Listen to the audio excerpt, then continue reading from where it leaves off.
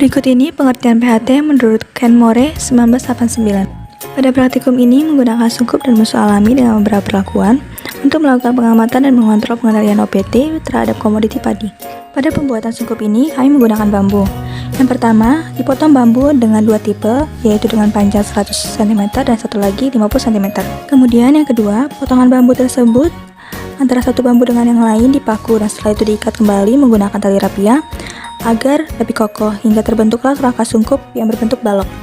Setelah kerangka sungkup selesai, di sekitar kerangka dikaitkan jaring hingga tertutupi sepenuhnya dan hanya memberi ruang di bagian bawah untuk peneletakan tanaman.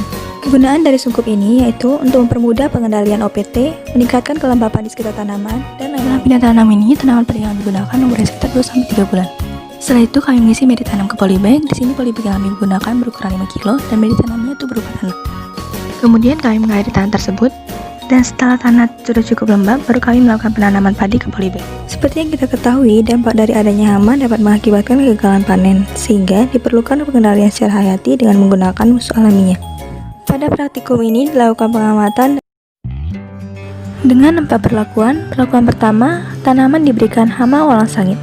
Hama walang sangit ini termasuk hama yang cukup meresahkan dikarenakan dapat menurunkan hasil produksi sebesar 27% per malainya dalam 1 minggu. Walang sangit biasanya meletakkan telurnya di bagian atas daun tanaman sebanyak 12-16 butir dengan siklus hidup sekitar 46 hari. Hama ini biasanya menyerang pada fase pemasakan dan akibatnya mempengaruhi ukuran dan kualitas bijinya, sehingga pada saat penggilingan biji tersebut akan pecah. Perlakuan kedua, tanaman diberikan hama walang sangit dan musuh alaminya laba-laba.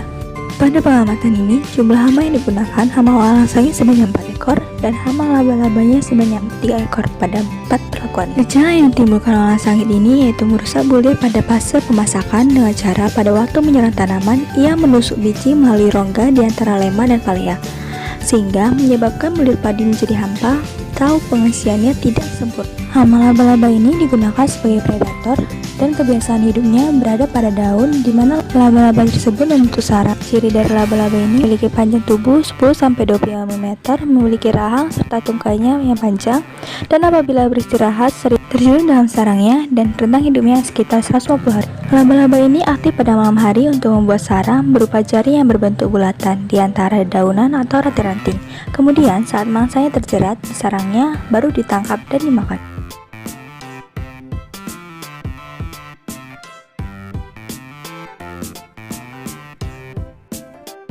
Insektisida Decis 25EC 50 ml ini merupakan insektisida non-sistemik yang bekerja secara kontak. Cara penggunaan insektisida Decis ini dengan mencampurkan 2-10 ml cairan Decis pada 1 liter air. Pada pengamatan ini, penyemprotan pada hama walang sangit dilakukan sebanyak 3 ulangan, yaitu pada tanggal 17 Desember, 22 Desember, dan 2 Januari. Pada perlakuan 4, tanaman dimasukkan hama walang sangit, musuh alaminya laba-laba, dan pemberian insektisida Decis.